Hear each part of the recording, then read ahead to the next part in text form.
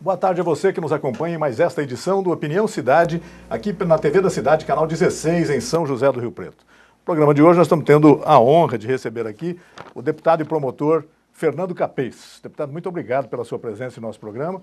Uma honra. Se o senhor me permite, eu vou rapidamente, em resumo, dizer um rápido perfil seu. Vai ter que ser resumo mesmo, porque realmente a gente tem muita coisa para falar do deputado Fernando Capês. É procurador de Justiça, ingressou no Ministério Público em 1988, aprovado, aliás, em primeiro lugar, onde, após experiência no Tribunal do Júri, integrou o primeiro grupo de promotores responsáveis pela defesa do patrimônio público e da cidadania. Combateu a violência das torcidas organizadas e da máfia do lixo. É formado em Direito pela Universidade de São Paulo, USP, e mestre pela Universidade de São Paulo e doutor em Direito pela Pontifícia Universidade Católica. Professor desde 1990 no Complexo Jurídico Damásio de Jesus, sendo também professor na Escola Superior do Ministério Público em São Paulo. Tem diversos livros publicados, principalmente na área de Direito Penal e Processual Penal. É coordenador das coleções Estudos Direcionados e Pockets Jurídicos e autor da coleção Direito Simplificado, publicadas pela editora Saraiva. Em 2006 foi eleito deputado estadual com 95.101 votos pelo PSDB e por 2 biênios ocupou o cargo de presidente da Comissão de Constituição e Justiça e Redação da Assembleia Legislativa de São Paulo. É autor da Lei 14.471, que proíbe os hospitais e clínicas particulares de exigirem caução ou qualquer outra garantia como condição para internar pacientes. E autor do pedido que criou a Promotoria de Defesa Animal. No pleito de 2010, foi reeleito deputado estadual também pelo PSDB, com 214.592 votos, sendo um dos 3 deputados mais votados no estado de São Paulo. É ainda segundo presidente da Assembleia, né, deputado? Isso. Segundo presidente da Assembleia Legislativa do Estado de São Paulo e membro efetivo da Comissão de Ética da Comebol, Confederação Sul-Americana de Futebol. Deputado, como é atuar em várias frentes como essas que o senhor atua, né? Desde, nós falamos aí, até falei, vai ser difícil a gente achar alguns assuntos aí para direcionar com o deputado, porque ele pode conversar com a gente sobre tudo, desde futebol, o dama da Portuguesa de Desportos recentemente. Estamos apoiando a Portuguesa também. Isso. O problema da violência nos estádios, que chegou a ganhar contornos dramáticos no estado de São Paulo e em outros estados brasileiros, né? Essa proteção dos animais, quer dizer, tem muita coisa para conversar, mas nós vamos conversar agora sobre proteção a uma das maiores, a maior empresa brasileira, que estava entre as 10 maiores do mundo, agora está entre as 100, mais ou menos, as 100 maiores do mundo, a Petrobras. Eu gostaria que o senhor falasse sobre as contas da Petrobras, né? Essa ação popular movida para que a Petrobras explique os critérios de valorização, de reajuste dos combustíveis, etc. Muito obrigado mais uma vez. Zé Luiz, em primeiro lugar, eu queria agradecer a oportunidade de estar aqui conversando com você, com o nosso telespectador, e dizendo basicamente que você me perguntou como fazer várias coisas. Eu procuro ter foco e otimizar, aproveitar ao máximo o tempo. Eu atendo lá no gabinete, na Assembleia, pelo menos 40 pessoas por dia. Atendo muitos prefeitos da região de Rio Preto, levo os prefeitos para entrar em contato com os secretários de Estado, até com o governador, trago investimentos. Encaminhei nesse mandato quase 7 milhões de reais de recursos para os municípios da região. Só ano passado tive aqui 16 vezes. Ainda além disso, eu dou aula, faço palestra no Brasil inteiro, escrevo livro. Você precisa aproveitar ao máximo o tempo. No que diz respeito à Petrobras, eu ingressei com uma ação popular. Nós fizemos questão de não fazer uma grande divulgação para que não fosse confundida uma medida importante como essa que nós tomamos com o momento ambiente que se aproxima, o momento eleitoral. Nós estamos divulgando nos cadernos de economia especializados dos jornais, porque é uma ação técnica, sem nenhum chavão, frase de efeito político, não. Uma ação técnica feita em termos jurídicos, na qual eu peço que a Petrobras exiba quais são os critérios de reajuste dos preços dos combustíveis e outros. O que acontece é o seguinte: para suprir os desmandos da economia e os gastos excessivos sobretudo com despesas pessoal, cargos em comissão, despesas excessivas, a inflação acaba subindo. Para você controlar artificialmente a inflação, você pode intervir nos preços da Petrobras. Isso leva a um prejuízo enorme para a empresa, ameaça a empresa de quebra, compromete os investimentos para a descoberta do petróleo na camada pré-sal e acarreta sérios danos ao patrimônio público. Nós ingressamos com uma ação. Esta ação propõe que sejam mostrados esses critérios e a metodologia de reajuste de preços. É uma ação, a meu ver, muito mais importante que a própria investigação do escândalo da compra da refinaria em Pasadena. Porque lá se fala em prejuízo de US$ 1 bilhão. Aqui são danos estruturais que podem chegar a bilhões de dólares. Por isso que nós tomamos essa medida. E a Justiça já se pronunciou a respeito disso. Deu prazo à Petrobras para esclarecer, é isso? É uma ação cautelar, venceu o prazo da Petrobras e agora ela tem duas alternativas. Ou contestar o pedido, dizendo que ela não quer mostrar, quer esconder, ou mostrar. A meu ver, não há como não exibir. A Petrobras é uma sociedade de economia mista, tem 51% de capital público.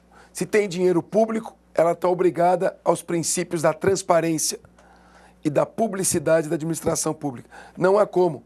Então, nós vamos conhecer em breve esses critérios que hoje são ocultos. Num país onde se fala em contabilidade criativa, etc., é óbvio que eles utilizaram empresas como a Petrobras, por exemplo, para maquiar o processo inflacionário mesmo, né? Não há dúvida disso, não tem dúvida disso. Né? Não há dúvida, isso é um fato quase que notório. Acho que até é confessado pela União. Porém, nós queremos ver até que ponto houve essa influência. A Petrobras é uma empresa para competir no mercado e para assegurar nossa autonomia, autossuficiência no combustível fóssil, que é o petróleo. Não é para ser usada para manipulação de preços. Isso compromete o patrimônio dessa empresa, ameaça seriamente o futuro da nossa economia. Por isso a ação é uma ação difícil de ser entendida quando você lê, porque tem vários argumentos técnicos, jurídicos, princípios, uma ação técnica profissional, e nós temos muita confiança de que ela vai ser acolhida pelo juiz. Mas o que ela objetiva é isso, mostrar para a sociedade... Inclusive para os investidores da Petrobras, né? Para os também sócios da para os Petrobras. investidores, sociedade de capital aberto, como é que é feita a gestão da empresa, como é que se manipulam os preços dos combustíveis. Deputado, já que nós estamos no assunto Petrobras, e essa questão de Pasadena, na sua opinião, qual é o tamanho do rombo aí? Também é uma coisa impressionante, né? Chega a ser assustador, né? É outra ação popular que eu entrei. Nós entramos com a ação popular para que seja proibido o empréstimo ou proibidas novas remessas de dinheiro e aquilo que foi emprestado retorne. O Brasil tem um problema grave de infraestrutura no sistema portuário. Nós perdemos, o ano passado, US$ 1 bilhão e 200 milhões de dólares pelo gargalo que se formou na exportação de produtos via marítima. Hoje, um caminhão para embarcar uma mercadoria num container no Porto de Santos leva, em média, 41 dias. Muitas mercadorias perecem, negócios são perdidos. Então, se nós temos e já se fala em 7 bilhões, para investir, que seja nos portos brasileiros, não no Porto de Cuba. Parece isso óbvio. Sem dúvida. Não é? Sem dúvida. Algo de indiscutível. O senhor acredita que na formação efetivamente da CPI da Petrobras no Congresso Nacional, acredita que vai sair realmente a CPI ou ainda pode haver um recuo no âmbito da CPI? Como no ponto em que se chegou, é difícil que haja um recuo. A CPI vai sair e a minha oposição não tem que se intimidar. Se vai ampliar ou não vai ampliar, nós temos que investigar o que está acontecendo. Se ampliar por questão do cartel em São Paulo, mas pronto, enfim, mas a CPI tem que ser instaurada. O ponto que chegou, ela tem que ser instaurada. Não há como recuar nisso agora. Não, né? A CPI em época de eleição nunca é boa. É. Porém, neste caso, diante de todo tudo que se chegou ao conhecimento da opinião pública, não há como não investigar. E para salvar uma empresa, um patrimônio como a da Petrobras, tem que se tomar atitudes imediatamente, né? Começar logo a tomar providências, não é isso? Sim, quer dizer, agora chega-se a notícia que foram contratados quase 100 milhões sem licitação nos últimos 3 anos. Então isso tudo precisa ser visto, precisa ser investigado, porque é o patrimônio da população, do povo, né, da sociedade. Deputado, vamos falar um pouco sobre uma das paixões nacionais aqui, né? A Petrobras é também uma paixão nacional, mas o futebol é uma grande paixão nacional. E eu gostaria que a gente começasse explicando por que o senhor resolveu tomar parte dessa indignação que se seguiu à decisão do Supremo Tribunal de Justiça Desportiva de rebaixar a Portuguesa de Desportos depois daquela confuso julgamento no STJD, etc., né? Eu li que o senhor tomou essa decisão de participar dessa defesa da Portuguesa de Desportos em defesa da, vamos dizer, da ética e da moralidade, né? É isso mesmo. Nós não precisamos ter meias palavras. A Portuguesa foi roubada pelo Superior Tribunal de Justiça Desportiva. Aquilo é maracutaia, é roubo, é manipulação, é alteração do resultado de uma partida por mecanismos e artifícios jurídicos. Eu estava para ser nomeado presidente do Conselho de Segurança para a Copa do Mundo. Não fui mais, por causa que eu resolvi me colocar ao lado da Portuguesa. Mas não me arrependo. Para explicar, basicamente, vou pedir tua licença para me dirigir ao teu telespectador, por favor, porque é fácil de entender. O Estatuto do Torcedor diz o seguinte: toda decisão dos órgãos da justiça desportiva só vale depois de publicada no site da CBF. Está escrito: qualquer condenação, qualquer punição imposta por um tribunal da justiça desportiva só vale depois de ter sido publicada a decisão no site da CBF. Artigo 36, parágrafo 2º do Estatuto do Torcedor. Isso dá para entender. Puniu o jogador? Puniu. Só vale a punição depois de publicar no site da CBF. Pois bem, o jogador foi punido numa decisão de sexta-feira. Sexta-feira foi proferida a decisão. Só que a decisão que puniu o jogador, proferida na sexta-feira, só foi publicada na segunda-feira.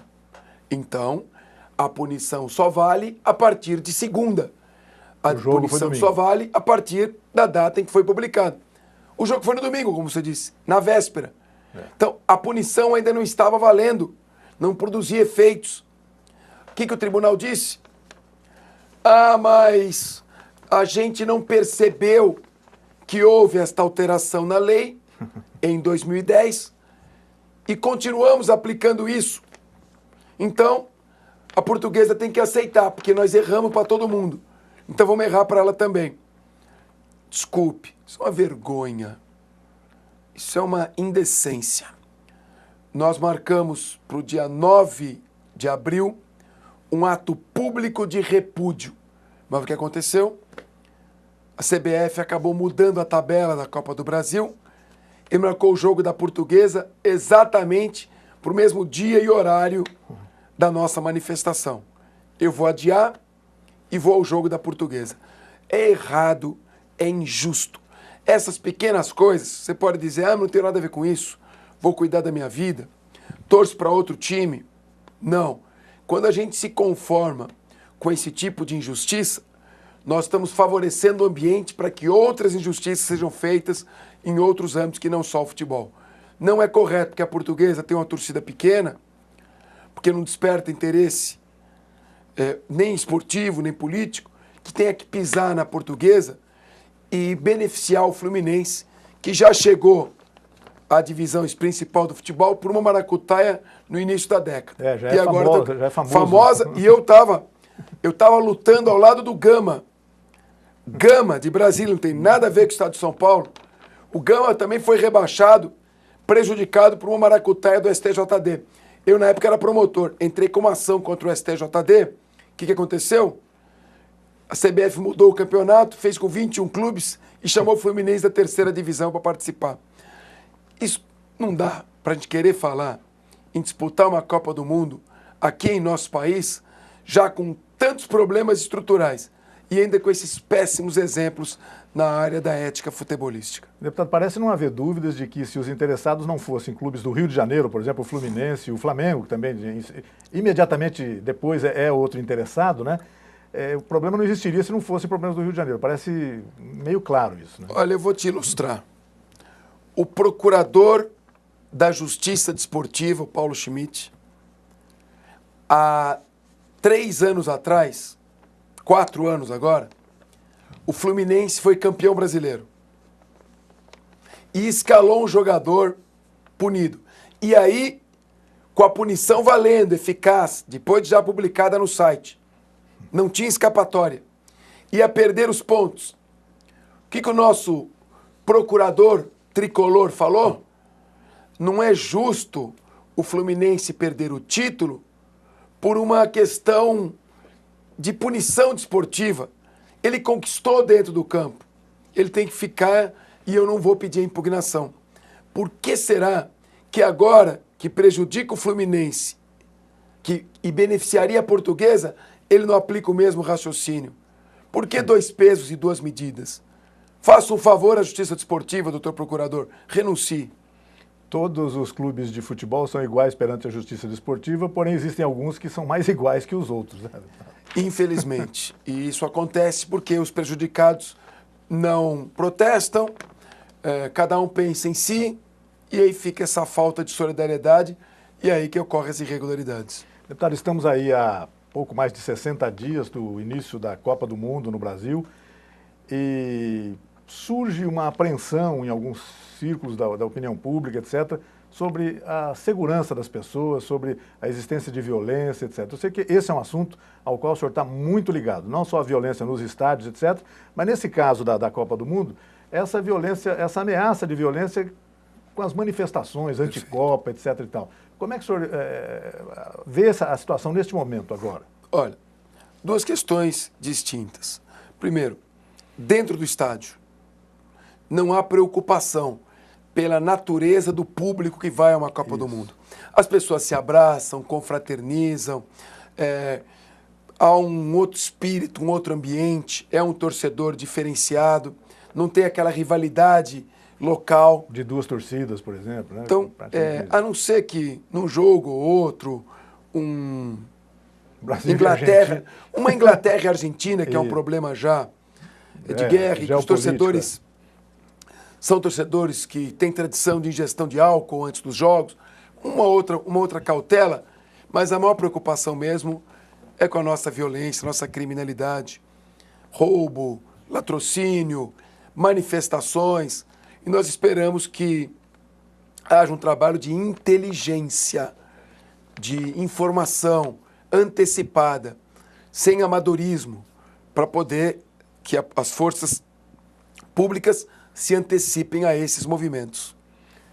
Com relação a manifestações, ameaças, o senhor teme alguma coisa nessa Copa ou não? Olha, não é o perfil. O Brasil não é um país que está envolvido em polêmicas, eu diria, na macropolítica global. Não temos rivalidade com nenhum outro país, nesse ponto somos um país amado, respeitado, ninguém tem nada contra o brasileiro. Eu tenho medo dos nossos problemas internos mesmo, que de nós mesmos nos fazermos mal, dessas manifestações, esses black blocs, que são estúpidos o suficiente para não perceberem que quanto mais violência eles fazem, mais eles beneficiam as pessoas contra as quais é feito o protesto. Há que se conter exageros, né? O exagero prejudica quem está se manifestando e beneficia quem é alvo da manifestação. Olha, se tivesse uma manifestação organizada para falar mal de mim, o que eu mais ia querer é que entrassem esses imbecis desses black blocs e praticassem um monte de violência. Porque iam parar de falar da manifestação e iam falar da violência praticada. Então, tudo isso tem que ser coibido com trabalho de inteligência, com informação, com monitoramento. E eu venho dizendo isso há muitos anos. Tem que ser feito um monitoramento permanente das redes sociais. Tem que ter interceptação de conversas telefônicas entre essas gangues do futebol. São tem gangues que filtrar mesmo, né? gangues, claro. Tem armas, traficam entorpecente. Não são todas as torcidas, mas tem gangues infiltradas nas torcidas. É uma minoria, mas não importa, estão lá praticando crime. Então precisa criar, no âmbito da polícia judiciária, uma divisão. Divisão com pelo menos 2 delegados, plantonista, os 4 escrivães, agentes policiais, estrutura de internet, investimento, para monitorar o comportamento dessas torcidas. Vão dizer, mas temos outras prioridades. Lê do engano. Se fizer isso, vocês vão prender muito traficante, desbaratar muita quadrilha, porque o crime ele se intersecciona. Quem está no tráfico no futebol, está no tráfico fora, integra quadrilha, pode, numa delação premiada, entregar uma organização. Então, a meu ver, eu falei isso para o meu amigo, ministro da Justiça e professor José Eduardo Martins Cardoso, numa reunião. O ministro da Justiça é um homem muito competente. Falei, Zé, você precisa reunir os secretários da Segurança Pública do Estado inteiro e exigir a criação desses órgãos com estrutura, sob pena de comprometer repasses e investimentos de verbas federais para os programas de segurança. E nós estamos aguardando que isso aconteça. Sem dúvida. De todo modo, há sempre uma certa apreensão em relação a isso, né? Ao chegar um evento tão grandioso quanto é uma Copa do Mundo, eu imagino que as autoridades fiquem realmente apreensivas com isso. Mas é o que o senhor disse, se houver um acompanhamento, a própria rede social que incita, ela se permite se fiscalizar, né? Quer dizer, há mecanismos para se fazer isso, né, deputado? Agora, estádios ficando prontos em cima da hora. Estádios feitos com verba pública, empréstimo do BNDES. Desorganização total. Aeroportos ainda sendo concluídos. O aeroporto de Belo Horizonte, essa semana teve semana passada, inundação. As comissárias, os passageiros em cima de cadeiras, se abrigando no andar de cima do aeroporto. Espera um pouquinho, nós somos a 6ª, 7ª economia do mundo. País riquíssimo, país mais rico do hemisfério sul, com uma economia, reservas de manganês, petróleo, cassiterita, bauxita, ferro, ouro. Temos recursos hídricos, um povo preparado, o brasileiro é um povo que se destaca pela criatividade, pela inteligência dos povos do mundo inteiro. Não é possível, não existe um mínimo de organização, de previsão. A China, quando foi sede da Olimpíada, estava tudo pronto, há um ano de antecedência. Então é muita bagunça, muita avacalhação. Então fica difícil, a gente teme mesmo pela chegada do nosso turista aqui, que vai levar uma imagem ruim do país, se as previsões pessimistas se concretizarem. Isso prejudica imagem, negócios, tudo que pode vir de bom que uma Copa do Mundo traria. O legado da Copa em matéria de mobilidade urbana, etc., já está irremediavelmente prejudicado, né?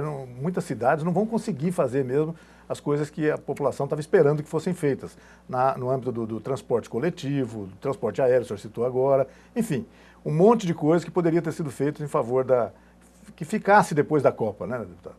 Sem dúvida, oportunidade para você ter, com o mundo todo voltando os olhos para o Brasil, acelerar a ampliação de aeroportos, a construção de rodovias, não essas estradas esburacadas que temos aí pelo país inteiro. Quer dizer, faz parceria público-privada. É melhor que quem usa a rodovia pague pedágio do que a população inteira pagar através de impostos, de elevação de tributos. E, de um modo geral, acho que as pessoas concordam com isso, né? A questão do pedágio está mais ou menos... Mas se você levar para um âmbito demagógico, não, tem que fazer estrada sem pedágio. Bom, e quem vai pagar?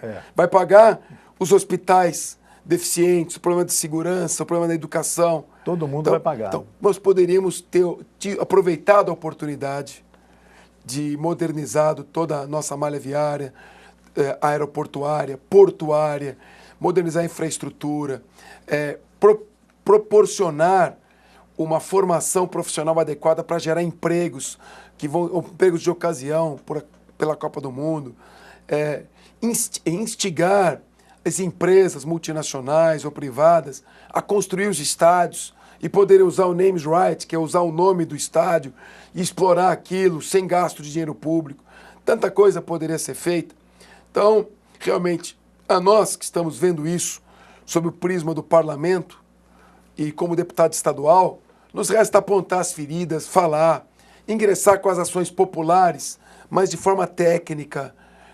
Eu não gosto de coisa politiqueira, de discurso que você espreme e não sai nada. A minha formação de promotor de 26 anos, como membro do Ministério Público, praticamente me condiciona a ser pragmático, prático, objetivo, efetivo. Assim eu faço no meu atendimento, no meu trabalho como parlamentar. Às vezes o pessoal brinca, vem prefeitos da região de Rio Preto e viajam até São Paulo para serem atendidos no gabinete. E às vezes eu atendo o prefeito, caminhando com ele, descendo uma escada apressadamente, 3, 4 minutos de atendimento, e ele sai absolutamente satisfeito, porque não teve discurso, não teve lero-lero, teve a solução. Ele, em 3, 4 minutos, conseguiu aquilo que ele tinha se proposto a conseguir quando viajou. Então, essa é a maneira como eu procuro agir. E faço isso, seja por meio de uma ação popular, de uma manifestação, de um protesto, ou o membro da minha atuação rotineira. Eu acho que falta um pouco isso no Brasil, na administração pública. Pragmatismo. Fazer rapidamente o que tem que ser feito, sem se preocupar em ficar mostrando o que fez. Faz. Confia que as pessoas vão conhecer e saber.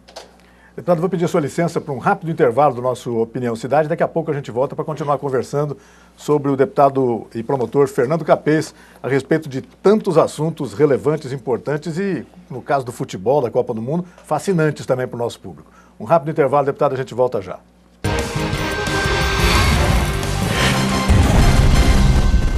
Itamaraty Contabilidade e Auditoria, 30 anos de serviço. Nem precisa dizer que vale a pena. Alcançamos todo o Brasil através da Rede Nacional de Contabilidade. Itamaraty Contabilidade e Auditoria. Inteligência fiscal é aqui. Quem melhor do que a TV da cidade pode falar com Rio Preto? Somos a voz e a imagem da cidade. Mais versátil, mais humana, mais comunitária, mais gente. Mostramos o desenvolvimento da cidade, discutimos as questões políticas, o esporte, a sociedade, prestamos serviço, ajudamos a comunidade. Estamos no ar 24 horas, de olho em Rio Preto, informando e divertindo. Seja nosso parceiro cultural. Acesse www.canal16.com.br. O nosso e-mail é tvdacidade@hotmail.com. Telefone 3212-2829. Fale com a gente. TV da Cidade. A TV que é sua e da cidade.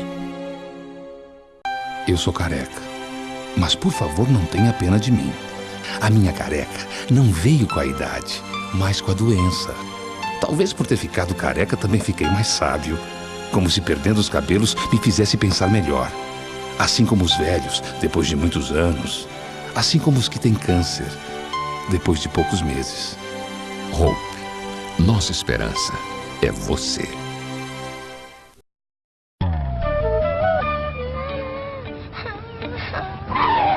Vai fechar sua avó! Não começa, Valdemar. Como começa? Foi esse idiota que começou? Mas deixa pra lá, vai ver, ele não te viu. Como não me viu? Ainda por cima tem esse adesivozinho idiota perguntando como é que ele dirige. Você dirige mal! Muito mal! Para com esse barraco, Valdemar. Ele tem o vidro escuro, foi por isso que ele não te viu. Ele acabou de fazer um gesto obsceno pra mim. Para de viajar, Valdemar. Onde é que você vai? Ele quer você coragem de olhar pra mim. Olha pra mim aqui, ô cegueta! Valdemar, não é ele não. É uma freira.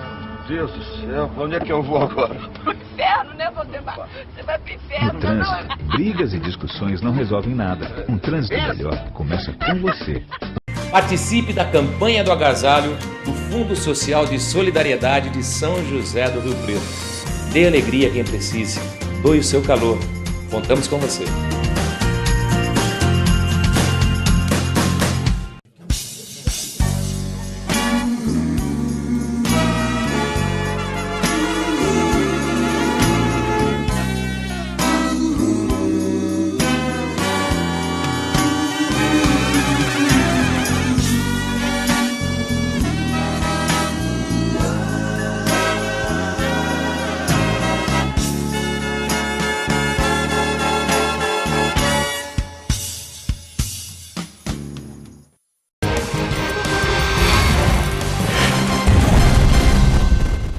Estamos de volta com o Opinião Cidade, aqui pela TV da Cidade, canal 16, São José do Rio Preto, conversando hoje ao vivo com o deputado e promotor público, Dr. Fernando Capês. Ele estava me dizendo agora no intervalo que aquela ação popular contra a Petrobras já tem 600 mil acessos no nosso site.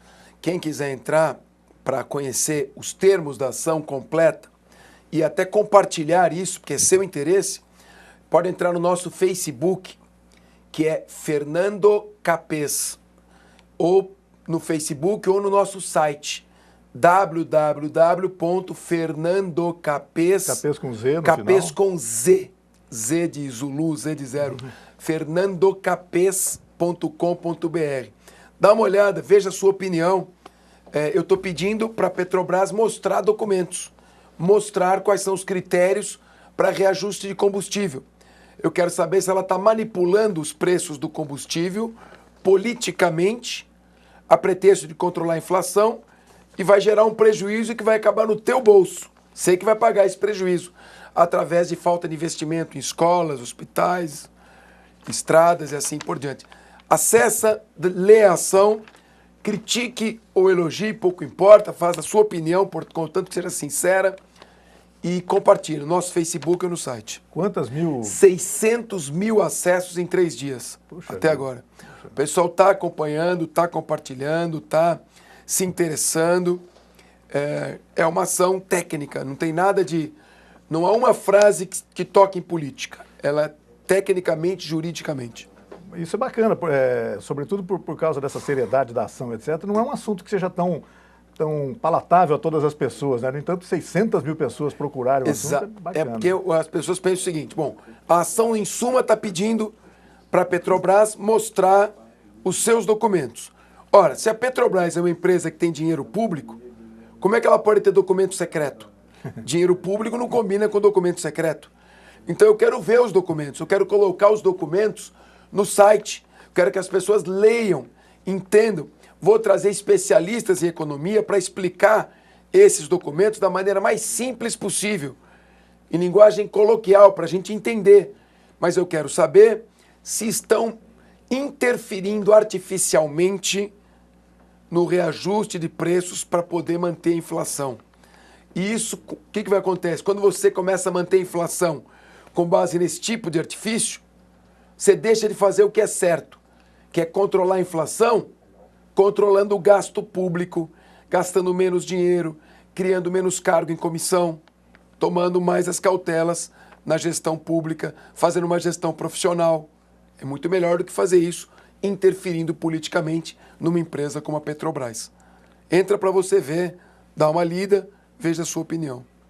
O governo precisa, o administrador público de modo geral, seja em nível federal, seja nos municípios, seja no estado, nos estados, é preciso zelar por essa transparência e pela redução desses custos, né? A gente tem certeza que, tem a percepção de que os custos, de um modo geral, estão inflados no Brasil, né?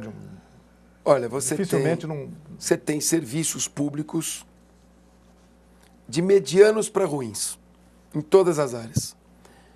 Segurança, educação. Você tem servidores públicos estafados e reclamando que ganham mal. Você tem falta de servidores públicos.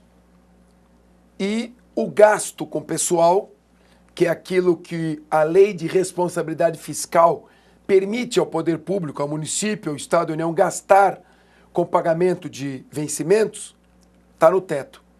Ou seja, o Estado está no limite prudencial. Estado que eu digo é o município, os estados e a União. Estão no limite da lei de responsabilidade fiscal do máximo que se pode gastar com despesas de pessoal. Quer dizer, estão caminhando no fio da navalha. No fio da navalha. Precisa contratar muito mais gente. E precisa pagar mais. Só tem um jeito. Ou você aumenta impostos e gera desemprego, ou você corta gastos em outras áreas para poder concentrar, pagar bem o funcionário público, pagar de acordo com o que ele merece, motivá-lo e contratar mais servidores públicos. Isso é administrar, né? Compatibilizar a receita. Você tem receita e despesa. Quer dizer, a receita você aumenta aumentando os impostos, ou então você corta e diminui a despesa. Não tem outro. É como administrar a sua casa. Cada cidadão Você brasileiro gasta o que você ganha. exercita isso cotidianamente. Cotidianamente. Agora, quero gastar mais do que eu ganho. Não vai dar certo. E para isso, eu vou escrever no papel assim que eu ganho mais. Eu ganho R$2.000 por mês. Eu quero gastar 3. Então o que eu faço? Eu vou fingir que eu ganho 3.000 por mês. Eu só estou fingindo. Estou só maquiando os preços. Quem vai sofrer o prejuízo? Nesse caso, quando o dinheiro que você administra é teu, quem sofre prejuízo é você. Em algum momento essa conta tem que fechar, né? Não há como prolongar indefinidamente essa questão, é muito complicado.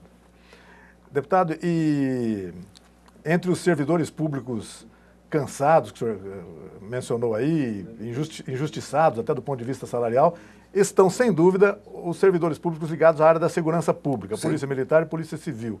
Eu soube que algum tempo atrás o senhor até criou o dia do policial herói, policial civil herói, etc. E tal. Não deixa de ser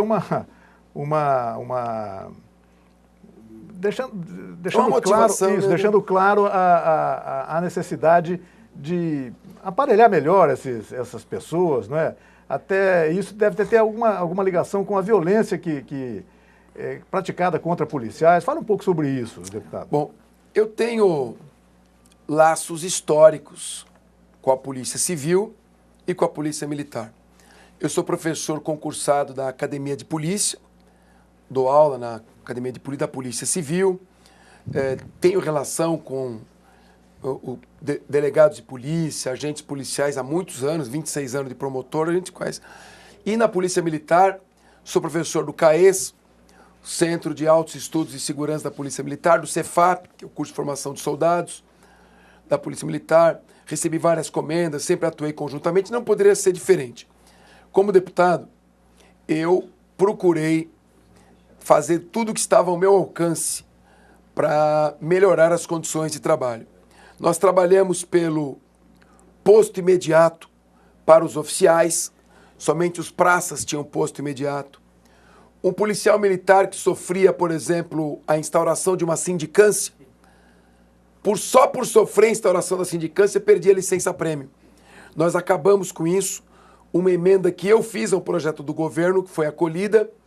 Hoje, só se o policial militar for punido com falta grave, que ele perde a sua licença-prêmio. Antigamente, o policial recebia o adicional do local de exercício e se ele se ferisse ou ficasse doente, enquanto ele estivesse se recuperando, ele deixava de receber. E depois que ele se aposentasse, ele também não recebia. Nós trabalhamos pela incorporação desse adicional aos vencimentos e conseguimos. E, além disso, fizemos uma emenda que proibiu o policial de ter redução dos seus vencimentos enquanto está se recuperando ou enquanto sofre uma doença, ou por ter sofrido um atentado ou uma doença. Nós trabalhamos também pela aposentadoria das policiais femininas.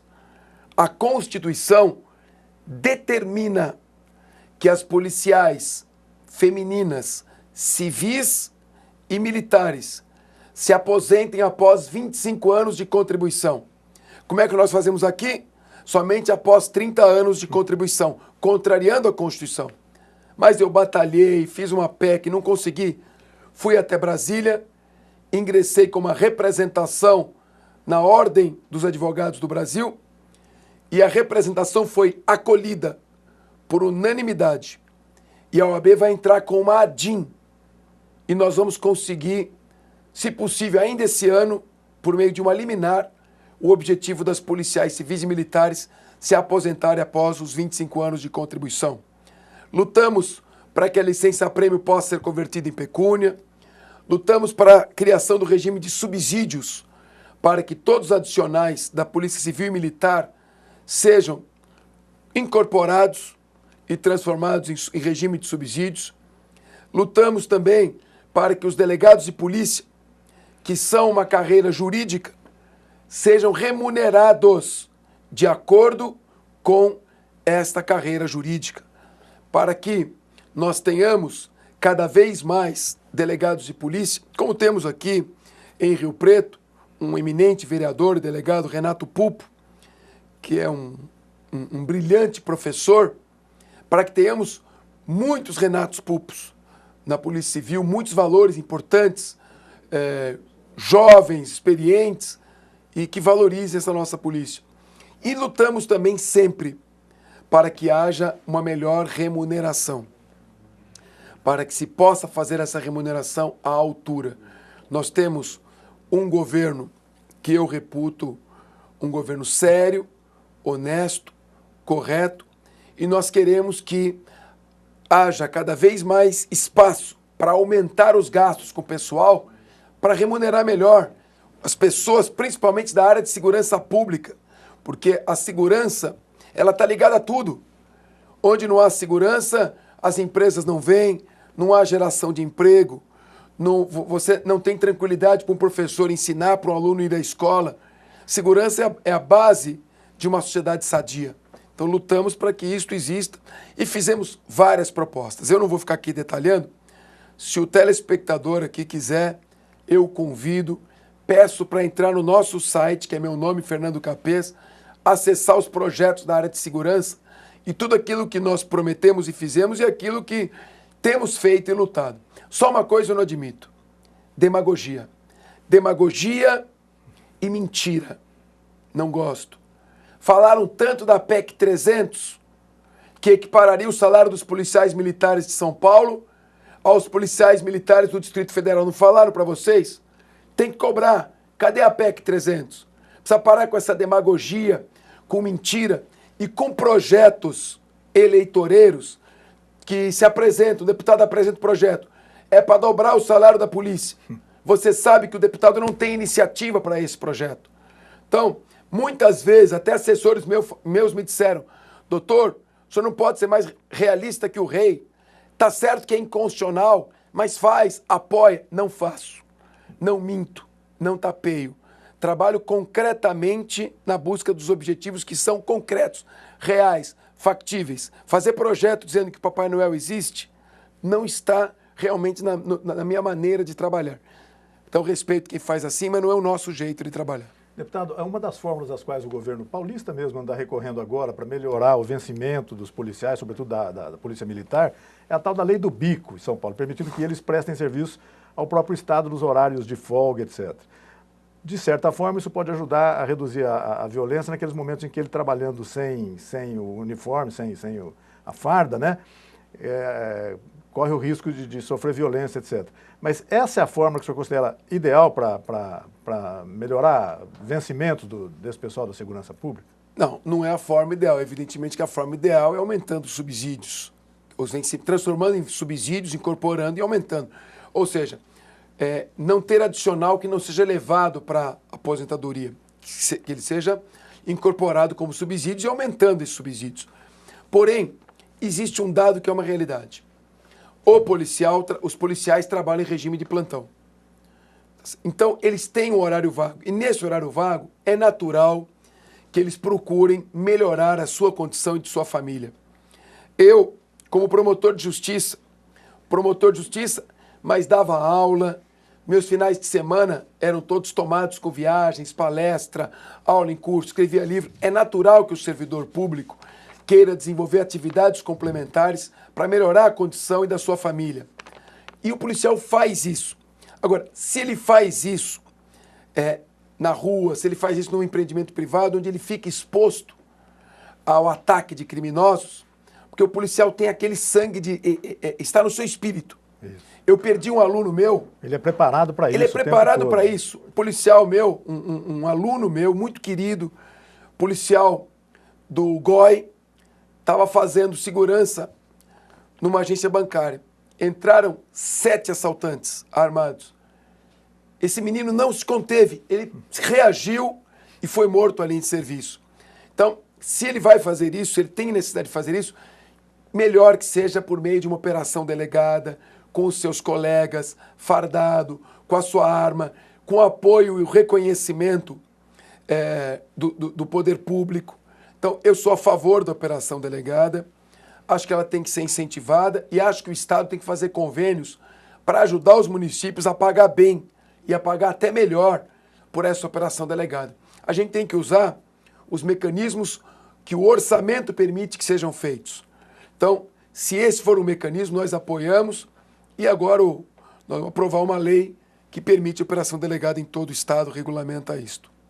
De um modo geral, o governo do Estado de São Paulo tem divulgado regularmente informações estatísticas que mostram um certo recuo da violência em várias regiões do Estado, sobretudo na capital em alguns casos, e em alguns tipos de crimes, né?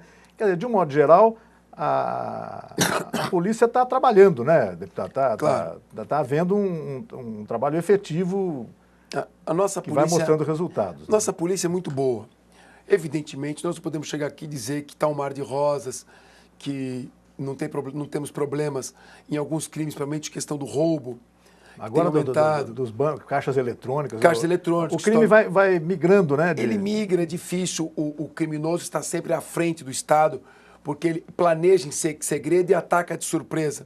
E é impossível policiar toda a cidade. Mas alguns índices que são animadores. São Paulo tem decrescido, caído o número de homicídios.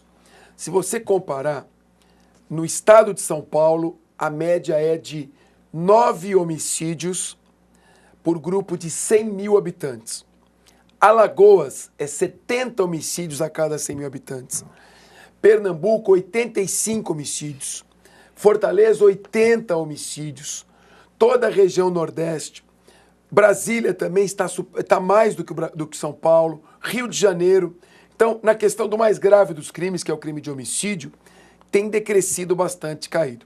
Os outros crimes, é necessário um maior entrosamento. A União tem um orçamento gigantesco e monumental.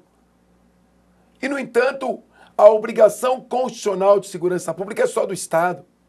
Então, é preciso haver um esforço maior para o policiamento das fronteiras, por onde entram drogas, por onde entram armas, contrabando que vai alimentar outras redes do crime, seres humanos, tráfico de mulheres e crianças. Então, é preciso que haja um maior policiamento da fronteira, um maior entrosamento da União com o Estado. Não é dizer a União, é problema do Estado, deixa para lá.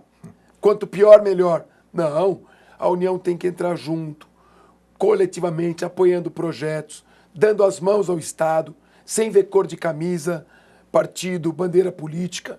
É uma questão que exige a união de todos. São Paulo está bem na questão dos homicídios, comparando com outros estados, estão com índices epidêmicos, mas necessita do apoio do município, da União, para que todos em conjunto possam melhorar alguns outros crimes, principalmente a questão do roubo e da receptação.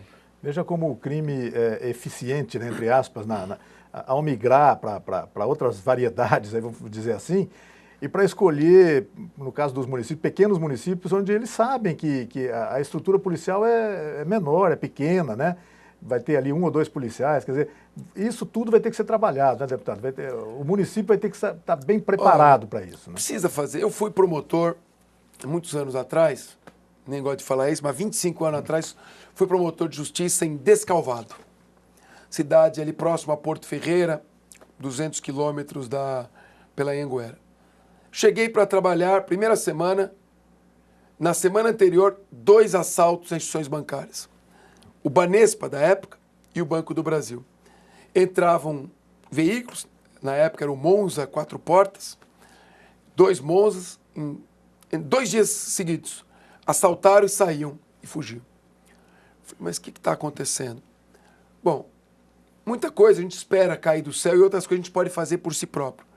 Chamei o delegado de polícia, reunimos com o juiz de direito, comandante da companhia da Polícia Militar, o delegado de polícia, nos reunimos e ficou decidido ali um esforço suplementar. Começamos a fazer comandos na entrada e na saída da cidade. O delegado presente, com o capitão da Polícia Militar, o promotor ali, o juiz aguardando medidas que fossem necessárias para serem rapidamente solicitadas. E Descalvado se tornou a cidade ali mais segura de toda a região. Vocês podem perguntar, olha, faz 25 anos, pergunta do promotor Fernando Capês, lá em Descalvado, até hoje vão lembrar. Então, muita coisa a gente tem que fazer e procurar dar esse algo mais, mostrar essa motivação. Nós temos sim, isto é um fato, a melhor polícia civil e a melhor polícia militar do país. Isto é um fato. Tem serviço de inteligência, de informação, que nenhum outro tem. Precisamos, sim, mantê-las sempre motivadas e melhorar a sua remuneração. E, se possível, até com convênios com a União. Mas melhorar, pagar melhor. E isto, sem dúvida alguma, vai se refletir numa produção ainda melhor, porque a motivação é um fator fundamental do trabalho. Dizer que um servidor motivado produz a mesma coisa que um desmotivado é desconhecer a realidade. Então temos que estar sempre motivando e trazendo coisas interessantes. Deputado, é um assunto que a gente ainda não tocou, mas eu sei que o senhor tem o máximo prazer e as pessoas também gostam de conversar sobre isso. A nossa velha, boa luta no caminho da conscientização e proteção dos direitos dos animais. Há quantas anda isso? Bom, essa foi uma outra questão interessante. Eu fui procurado não por ser um militante da causa, mas por ser um promotor na Assembleia. E as entidades protetoras de animais vieram falar comigo. Nós estamos tentando criar uma promotoria de defesa animal há muito tempo. Tem vários projetos na casa e nenhum vira. Doutor, por quê? Eu falei, simples. Porque o projeto não pode ser apresentado por um deputado. O deputado pode até apresentar o projeto e deixar vocês contentes.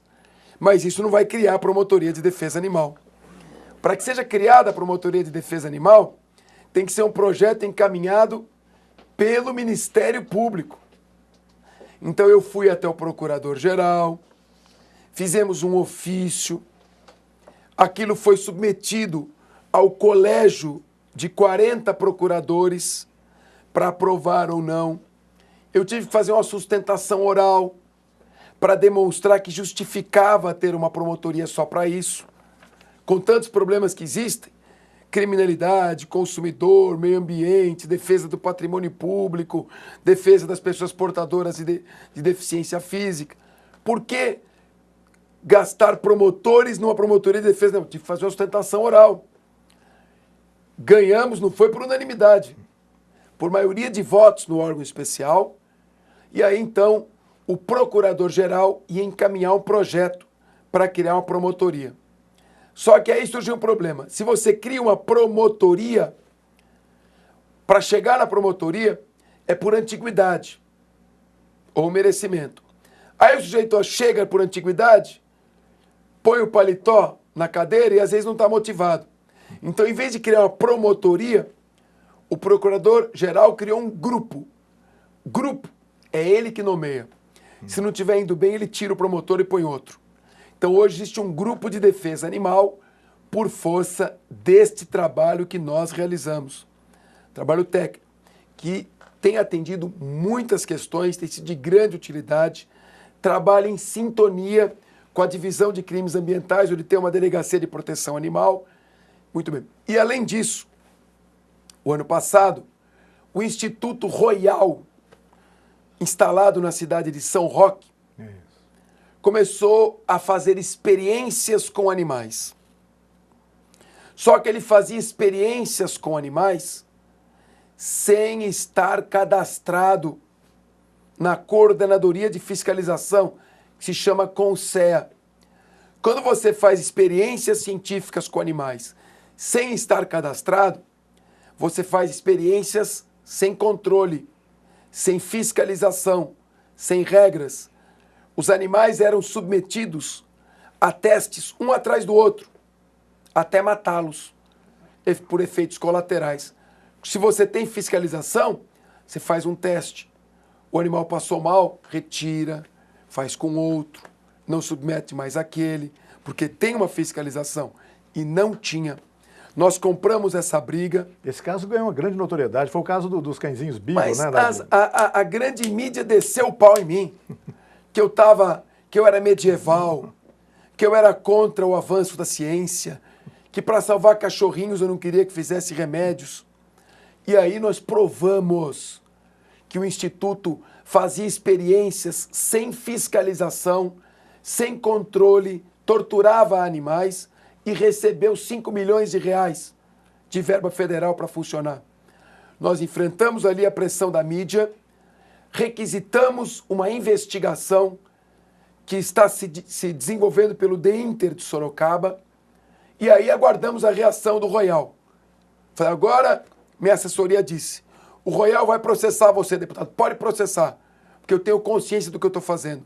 Sabe o que o Royal fez? As portas e foi embora. Então, é o que eu digo, o que nós fazemos é ação prática, pragmática, eficiente, objetiva e direta. Deputado, certamente a gente teria muito mais assuntos para estar conversando com o senhor aqui, mas infelizmente o nosso tempo já se esgotou. Eu sei também que o senhor tem grandes compromissos, tem agenda aqui na região para ser cumprido hoje, de modo que eu gostaria de agradecer muito a sua presença em nosso programa e desde já convidá-lo a voltar outras vezes aqui ao Opinião Cidade para a gente estar conversando sobre assuntos realmente importantes para a comunidade, para a população. Bom, eu quero agradecer muito a sua entrevista, agradecer ao Renato Pulpo pela acolhida. E hoje eu posso dizer, eu não nasci em Rio Preto, eu não moro em Rio Preto, mas eu me considero, pelo número de vezes que eu tenho vindo aqui, pela maneira como eu tenho atuado, eu me considero um deputado da região. Então, muito obrigado e fico feliz pela excelente entrevista que você me permitiu. Obrigado. Agradecemos a você também que nos acompanhou em casa em mais esta edição do Opinião Cidade, convidando para estar novamente conosco amanhã, a partir das 12 horas, aqui no canal da Cidade. Até lá, um forte abraço a todos. Tchau, pessoal.